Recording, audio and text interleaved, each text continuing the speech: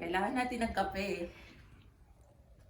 Everyone, welcome to Mommy Helen in Actions channel. So for today, quick tour tayo ng aming home office.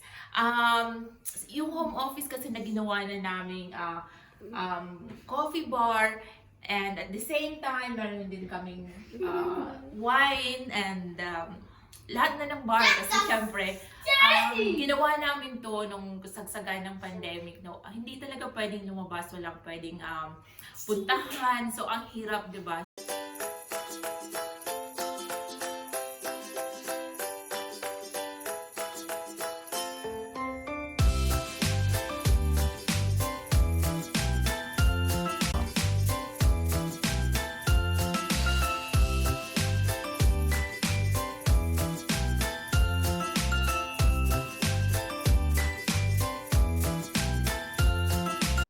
So let's go back to the coffee bar and I'll tell you a bit more about the background and the equipment that we have here. Ito namang shelf namin to. Ginawa lang din talaga to ng husband ko kasi yun nga, nung pandemic, hindi na makalabas, hindi na magawa, walang mapuntahan. So, we rather set this up na para no need na kami bumili ng coffee sa labas. Siyempre, mas nakakatipid din kami. And, ayun, he made sure na matibay siya. Kasi minsan, yung mga anak ko, yung dalawang bata, pumapasok sila dito sa shelf. So, nakakatakot bumagsak, di ba? Pero, proven and tested na siya. As in, matibay, hindi siya magbibigay. So, eto, kinabit lang din to ng husband ko. And we ordered from eBay. Tapos, ginawa lang, siya na nagkabit niyan, di ba? Nakakatuwa, ang ganda ng tingnan. And, etong jar na to, yan.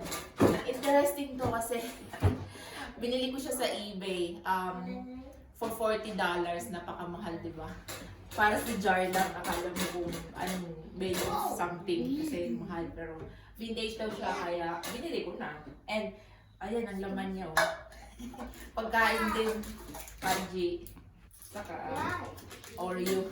Siyempre nakakatakot magutom. At saka baka mag-pandemic ulit, diba? Di ba? Stock na kami pagkain. Ayan, pero nakakatuwa din siya. Ang ganda, diba? Ito namang tea set, in-order ko din from eBay. Which is, akala ko galing kung saan or galing China. Kasi diba parang sila yung mahihilig sa ganito. And na-surprise ako, parang na-deliver siya within 1 week. Tapos, ayan, may tea set na ako. So, at least, parang hindi lang laging coffee yung iniinom ko. May tea set din ako.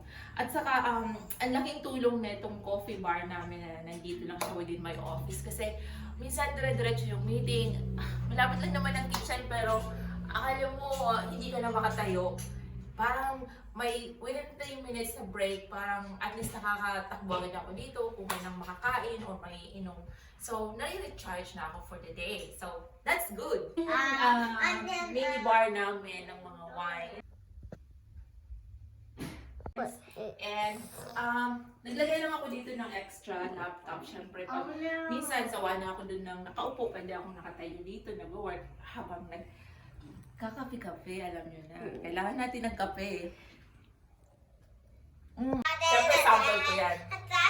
And, nandito sa baba yung mga good stuff. Candies and chocolates.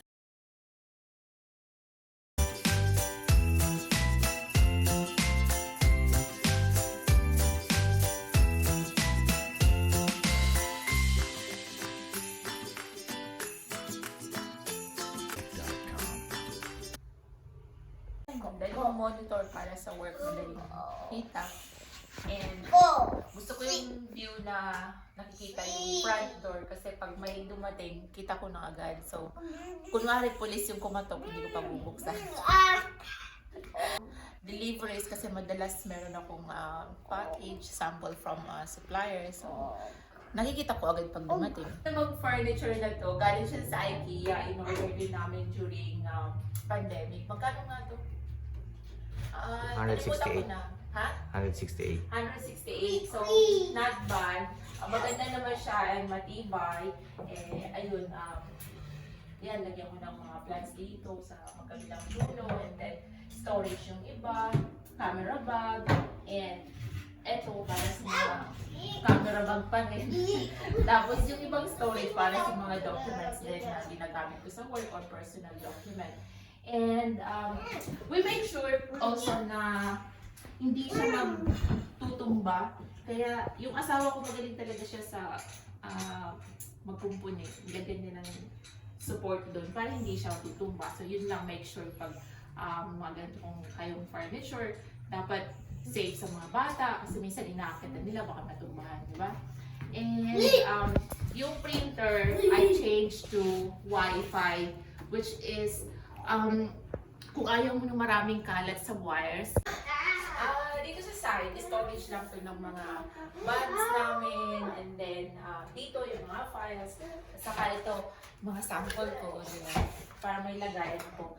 And yung baba naman, bags lang, yung tipong ginagamit ko siya everyday or most of the time, kinukuha para madaling kuha, madali rin itago. So, nakalabas lang siya dito, yung baba empty lang.